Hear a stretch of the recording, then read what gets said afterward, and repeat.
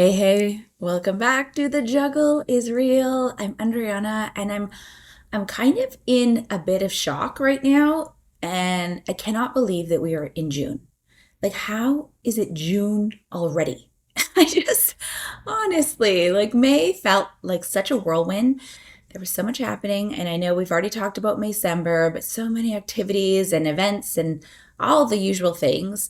And I like to do weekly and monthly recaps to sort of reflect and practice gratitude and just kind of remember what has actually happened in the days preceding any given week that I'm heading into. But May was so full that it really does feel like such a blur. And now that we're in June, I am looking ahead, and it's equally packed, like maybe even more packed. And I don't know, like yesterday's schedule, the boys had their school soccer practice before school. Then they had school. One of my kiddos was doing provincial testing all day. After school, they had a practice for the school softball team. Then my little guy had his first soccer practice. And then my big boys had their summer soccer league practice and a scrimmage. And of course, in between all that, there was cooking and cleaning and making lunches and getting work done. And it's really easy to feel overwhelmed. And as I was thinking about it, I had a little spiraling moment, I'm not going to lie. But then I remembered that I do have these tools in my tool belt, things that I have done, things that I have developed for myself, and things that I've learned along the way that help to keep me grounded, that support me through these very busy times. And so in this episode, I'd like to share 3 practical strategies to help you navigate June with more intention and less stress, and really just get into this summer mode, feeling not spiral mode, but feeling more ease and more joy as we head into these beautiful summer days. So if that sounds good, let's get started. This is the Juggle is Real podcast. I hope you feel seen, that you realize your worth, lighten your load, and prioritize your own needs. As we hear from leading experts and well-known faces in the wellness, entrepreneurship, education, and motherhood space, I hope you gain insights, proven practices, and learn actionable tools to help you enjoy the juggle of work, family, and everything in between with a little less stress and a lot more ease, joy, and fun. Most of all, I hope you find what you need to simplify, streamline, and supercharge your own journey of better balance and self-love. Are you with me? Let's get started. So as we begin, I would like to just take a moment to acknowledge and to really just shine a light on the whirlwind that was the month of May, because honestly, I think it is important to take that pause and to just recognize all that we have managed. Even if you didn't feel like you did it perfectly, or even if it did feel chaotic, you did it. You got through it. And as we step into June, which is the final month of the school year here in Canada, you might have kids already off for summer holidays, or depending on where you live.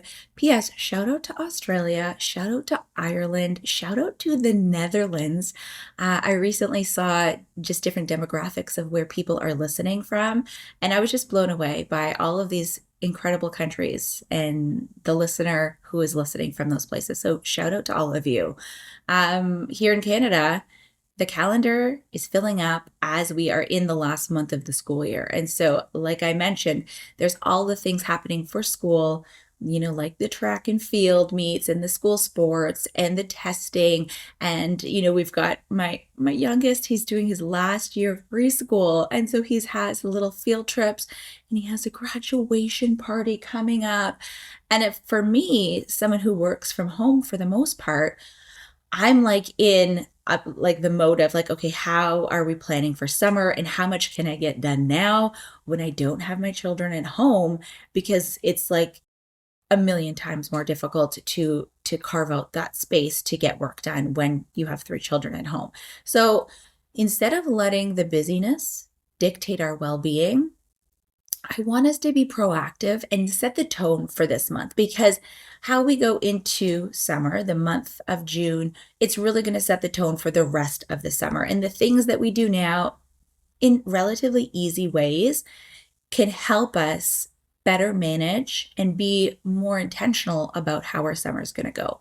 So I want to go over 3 different strategies, if you want to call it that, 3 practical things that we can be doing right now that lead into the summer that's really going to support us. So the first one, like I alluded to, is to do those recaps, not a recap, although sometimes it feels that way, but doing that recap. And I do this on a weekly basis. And I also do this briefly for a month. So, like I mentioned, we just went through the month of May. And usually, what happens is I'll take either Saturday morning or a Sunday morning. Sometimes it's a Sunday evening. And sometimes, if it's been an especially full week, if we've been traveling like we did last weekend, we were gone for hockey and I had some business and I went to an event, all sorts of good stuff, super schedule full. So Monday morning was when I did my week recap. And it's really a place for gratitude and that awareness. And it's a practice that really keeps me grounded. And you'll see, if you have the Juggle is Real Authentic Self-Care Planner, because it's a 3-month guide and it's set up with weekly prompts for every single day, at the end of each week, there is a full page there that is a weekly rinse and repair. And the subtitle for that is to release what's not serving you and to reaffirm what matters most. So when I do these recaps, sometimes I completely forget what I did on a Monday if I'm doing the recap on a Sunday. And then I'm like, wow, yes, like, that was incredible. Or, oh my gosh, I got to speak to such an incredible guest on the podcast. Or we had that super fun family dinner. Or I managed to fit in, walking every single day, or all of these little things. And sometimes it is a little bit of a repair when things feel like they were really challenging, or they were really, really tricky, or things did not go as we expected. Or sometimes, things break down. And I can remember one week it was like, I went to get my tires changed and I needed all new tires. And then it started to get warm, and then my air conditioning was broken in my car. And so we're spending all of this money and then additional time to get to these places and go to do these things that were totally unexpected. But learning about it, being grateful for the moments that were filling you up, and also taking those lessons from what you learned during the challenging moments. So this practice, it not only fosters that feeling of gratitude and filling up your cup and getting that vibration and that frequency up in you, it really just brings awareness to all of the things that you're doing, to your accomplishments, to your challenges, and research supports this approach. So a meta-analysis found that parental stress is inversely linked to well-being, highlighting the importance of reflective practices in enhancing satisfaction. So what does this mean? What are some action steps that we can take with this strategy? I would say take 10 minutes every week. Set aside 10 minutes. You could do it on the weekend, as I suggested, if it's a Saturday or Sunday morning. If you prefer to sleep in, I totally get that. Maybe it's the evening, or maybe it's when you get to your desk on Monday morning and you're like, before I start this new week, I want to reflect on the week prior. Maybe you're going to write down 3 things that you were grateful for from the week prior. Maybe there's some challenges that you face that you want to recognize, and maybe you want to put some thought into what you learned during that week. It's such a simple practice, but it can really shift your perspective and it can reduce stress. And as you're doing this reflection, you can really feel into what's going on in June, because it can feel like such a whirlwind, because it can go by in such a blur. Like just looking back to my last week of like, I got to attend this incredible event in Toronto, a place that I love to visit. Got to go to this beautiful Hotel X. They had an incredible venue, like this glass encased, I don't know what like a garden room, beautiful surroundings, beautiful decor. They had these powder blue hydrangeas at the table, like spilling over, cascading. There was incredible food. This brunch was delicious. The Food Dudes in Toronto, if you are in the area or you're looking for catering, the Food Dudes, delicious. And then the people who were at the event. And I will say, like, I am an extroverted introvert, I guess. I love meeting new people. I love, understanding more and hearing about things, but I'm also not going to be the first one to like jump into a conversation or just like walk up to a person and introduce myself. I need you to come to me, right? And so that we were forced into, and I'll say invited to, have these like roundtable discussions with the people around us. And it was so beautiful to have this. And then switching gears very quickly into a full weekend where two of the kids were playing in hockey tournaments and we were driving and going places. And, I get so worked up while I'm watching and, sitting in the stands and, just enjoying those moments. So, what did we learn? We have some takeaways from, if we were to do it again, what would we do? Or will we do it again? My husband and I have had some conversations. And so, if you can get into the habit of doing these weekly recaps, all summer long, and then a monthly recap, you're going to feel into so much gratitude for the time that you spent. Even if sometimes you think you got it all wrong, you're like, but wait, I did go to that splash pad with the kids. Or, you know what, we did carve out space and we had a family dinner and it was beautiful and the weather was perfect and we just chilled.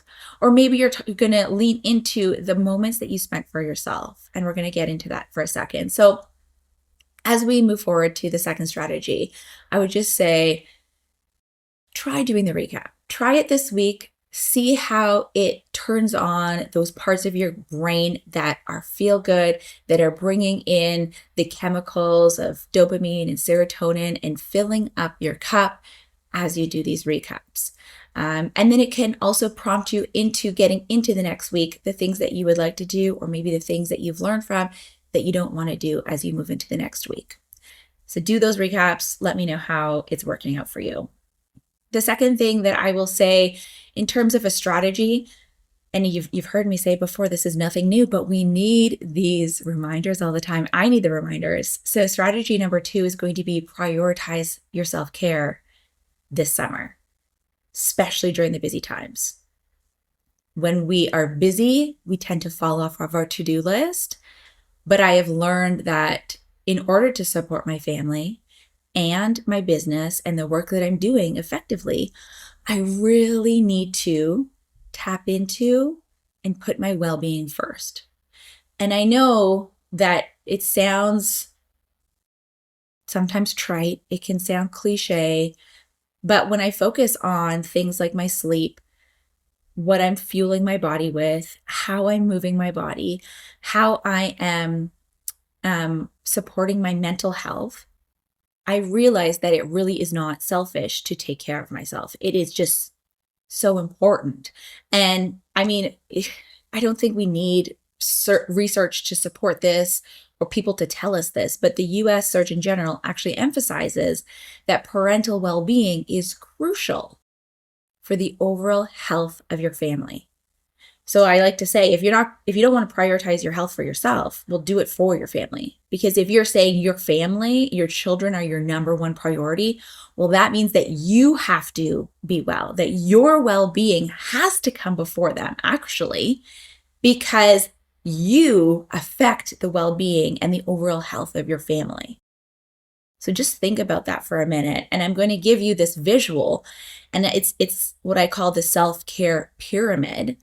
So if you can visualize this hierarchy, typically women put ourselves at the bottom of that list of what we are prioritizing, of what we are deeming important, of what we're actually, and even if you're saying, oh, I do think I'm important, I do think my well-being is important. If you're looking at the actions that you're taking, would that actually support you being your own priority? So think of it as a hierarchy and think of it with starting at you. So you are at the top of this pyramid. And I get it. It might not be what you're spending the most time on. You know, the top of a pyramid is relatively small compared to the base of the pyramid, right? But the things that you're doing at the top are going to allow you to really break down those other elements so that foundation doesn't crumble. So if you are the personal well-being and you are at the top of your list, then your family, your children, your spouse, your family members come next. Then the work that you're doing, your career, then your home and the things that you're doing, it really supports everything below. So by quote unquote filling my cup first, I know it sounds cliche, but by doing it first, I'm be able to pour more love into my family. I'm able to be more present with my children. I'm not being as reactive, right? And we talked about this last week with Catherine Ann Flynn. That episode was so incredible, parenting through a nervous system lens. I'm not yelling as much. I'm able to stay calm and grounded. And I'm also then able to pour into the work that I'm doing and show up in my community and actually say yes to the volunteer things or do the things that, if I'm not okay, I just cannot put on my plate. So that is my self-care structure.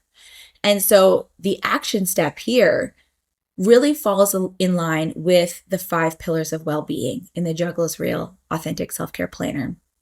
And the pillars that I use, and I've talked about this on the podcast before, is to nurture, nourish, move, grow, and discard. So for the month of June, you can look to all 5 of these pillars, and there is a free download if you want to check it out. It'll be in the notes for this podcast episode. It's called 30 Days for Me, that self-care guide. Maybe you're going to identify one area, one pillar to support your well-being that maybe needs attention. So maybe it is really honing in on your sleep for the month of June. And I know the days are longer and your kids are going to want to stay up later because it's not dark, but maybe you're going to get an extra hour of sleep in or an extra 30 minutes of sleep. Maybe you're going to not watch TV before bed and you're going to read instead. Maybe you're going to incorporate a short walk into your day. These small, consistent actions truly lead to significant improvements.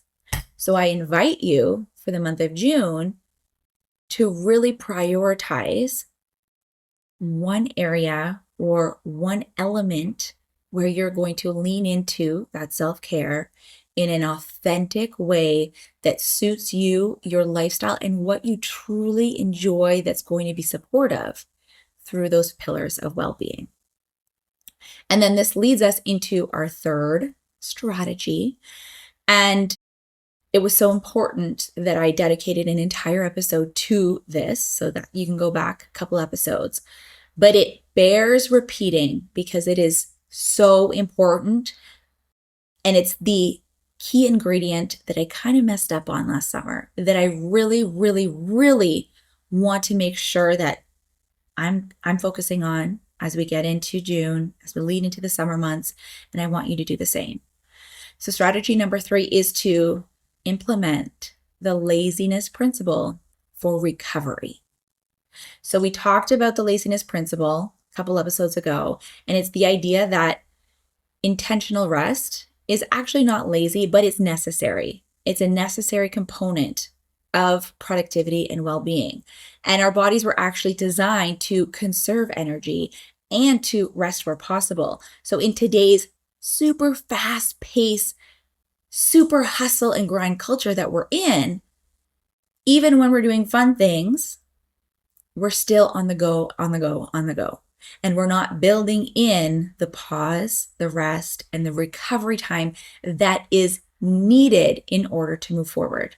And if we're talking about our nervous system, we are constantly in that fight, flight, or freeze mode, and we are not providing our nervous system with that safety, with that ability to go into that rest and recovery, right? We're not providing our nervous system with the regulation needed in order to go back into a heightened response, right? We can't be in that heightened response, that upregulation all of the time. We need to incorporate that, what's called rest and digest, and not just when we're sleeping, in order to truly thrive and function at our best. So incorporating recovery moments and pauses in our days and our week It's going to help prevent burnout and illness, and it's going to keep us more present in our days.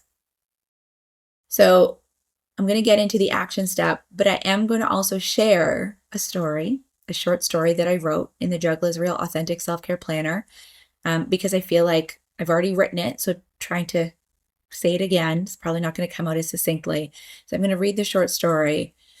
But the action step here is really to prioritize your recovery. So you can schedule short breaks throughout your day, a couple minutes to pause, to take those deep breaths. There are some tools that you can use to regulate, some stretching, simply sitting in silence, recognizing, coming back to yourself, noticing what's around you, the air that you're breathing, the temperature in the room, how you're feeling in your body, putting your feet flat on the ground, sitting up straight, or even if you have the opportunity to lay on the ground, on the floor, even on your bed, on a couch for a few minutes and feel your body just rounding in and feeling safe where you are. It's going to rejuvenate your mind, your body. It's going to signal safety for your nervous system, which is going to allow that sense of calm that will help you move into your day. And we talked about this in episode 150, but doing this in your summer, providing that buffer time so you're not just diving from one activity into the next, even if it's fun summer things. You're giving yourself maybe a buffer hour or two on the weekends. Maybe it's a whole day before you head into a busy work week. You're allowing your kids to have that downtime so that not only are you regulating, but they have the opportunity to do that as well. The recovery part is really the most important part that's going to support you this summer. So I'm going to grab the Juggle is Real Authentic Self-Care Planner, and I'm going to open it up. There are a few short stories in here that I've written that's kind of places where I had to do some learning, and because of that, maybe the challenges that I faced, it allowed me to share with you. So hopefully you don't make the mistakes and you can learn from mine. So this story is called A Tale to Remind You Even the Best Intentions Can Fall Short. And it's just a couple pages. So last August, I found myself in a situation I never expected: shingles. Yeah, shingles. The condition that's often associated with people twice my age. And yet, there I was, trying to juggle all the things, as we do, while my body screamed at me to stop. Yes, even the author of The Juggle is Real Authentic Self-Care Planner gets it wrong sometimes. And I know, it's ironic, right? But here's the thing. Knowing what to do and actually doing it are two very different things. Even with the best intentions, life happens. And sometimes it takes something big and unpleasant to remind us to refocus and recalibrate. So let me paint the picture. It was the height of summer, that glorious season when everything feels simultaneously more chaotic and more relaxed. The kids were out of school. We were at soccer fields, baseball diamonds, and even hockey rinks, because hockey never really stops. And I was deep into fall planning for work. We were doing renovations around the house, and we were also trying to soak up those fleeting Ontario summer moments with multiple plans to visit friends, travel, and attend family weddings. And it sounds manageable, right? No, I was not managing. And the truth is that I had been ignoring the signs, the creeping fatigue, the stress headaches, the overwhelm. But instead of listening to my body, I did what so many of us do. I pushed through. Here's the thing. Even when we know how important self-care is, life happens. It gets messy. We convince ourselves that we'll make time, quote, later, but later rarely comes. My experience with shingles wasn't just painful. It was a humbling reminder that even the people who, quote unquote, should know better, they can also struggle. The moment it all came crashing down. It started as a small patch of irritation on my side, and I ignored it. I thought it was a weird rash and continued to push through, painting, packing up the family for a road trip and a cottage stay. But as the pain intensified, fatigue increased and the rash got worse, and I knew something wasn't right. A trip to the doctor confirmed it: shingles. And yes, sitting in a waiting room at the walk-in clinic, it sucked. Shingles at 40. in the middle of the summer, when I should have been outside soaking up the sun with my family, I was forced to slow down, rest, and admit that I hadn't been prioritizing myself. If you're not familiar, shingles is caused by the same virus as the chickenpox, which lies dormant in your system until it decides to flare up, usually triggered by stress or a weakened immune system. Translation: my body was waving a giant red flag I had no choice but to pay attention to. Suddenly, all the things I thought I had to do, work, errands, planning, it didn't matter anymore. My body had forced me to take the break I had been putting off. Why we ignore ourselves. It's easy to tell ourselves we're too busy to slow down. As moms, as partners, as professionals, we are conditioned to believe that our value lies in what we do for others. We juggle all the balls, keeping everyone else afloat while neglecting our own needs. And the kicker, we're often praised for it. You're amazing. I don't know how you do it all, they say. But the truth is we can't do it all, at least not sustainably or all at the same time. I had fallen back into this trap, and I know I'm not the only one who has. Learning to reset. Shingles forced me to reevaluate my situation. It made me confront the uncomfortable truth that I wasn't practicing what I preached. Yes, I was encouraging others to prioritize self-care, but I wasn't holding myself accountable in the same way. So I did what I encouraged everyone to do. I went back to the basics, and here's what it initially looked like for me. My 30-day commitments. So this comes from the free guide that you can download or what's found in the Juggle is Real Authentic Self-Care Planner. Nurture. I rested, like truly rested, in bed all day without guilt. And as I healed, it looked like taking naps, even on nice days, and saying no to anything that felt like it was just too much in the moment. Nourish. I focused on simple, nutrient-dense meals. Nothing fancy, just foods that felt good and supported my recovery. Sipping on bone broth in August was new for me, but it helped. Move. At first, I just rested, and then as I healed, gentle walks became my go-to. Nothing intense, no weighted vests, just enough to get my body moving and my mind clear. Slow and gentle stretching on my yoga mat also helped. Grow. I spent time journaling about what led me to this point. There was a lot of forgiving myself for getting to this point because I should know better. Sharing on the Juggle is Real podcast and on Instagram helped me release the judgments I was holding of myself. And yes, you can go back to last August or September when I leaned into this shingles part. Discard. This was the hardest but most necessary step. I had to realize that sometimes there is too much of a good thing. That constant traveling, packing, unpacking, managing the kids, trying to squeeze in work, keep things fun, it was just too much. And so releasing judgments was a must. What this means for you. Here's the thing, I get it. I share this recent story because I know how easy it is to fall into survival mode patterns. Maybe you're not at the point of shingles or burnout or an illness, but if you're feeling constantly overwhelmed, exhausted, or like you're barely keeping it together, that's your sign. The beauty of small, manageable steps is that they do add up. You don't have to overhaul your entire life overnight. You just have to start somewhere. Takeaways for your own reset. You don't have to earn rest or justify your need for it. It's okay to slow down. It's okay to let go. And it's more than okay to put yourself at the top of your own to-do list. As you move into a new 30-day period, let's commit to showing up for yourself. Not perfectly, but authentically. And that is the short story. And this is where we can wrap up. I just want everyone to remember these strategies, if you will. Reflecting weekly and monthly, it fosters gratitude and better awareness. Prioritizing your well-being, it enables you to support others effectively. When you're not okay, no one can be okay in your family.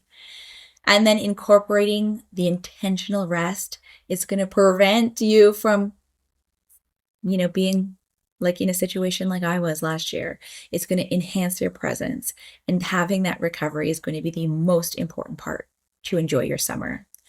So as we navigate June, let's approach it with a bit of intention, a lot of grace for ourselves, and self-compassion. Thriving is not about doing more. It's aligning our actions with our values and our own needs.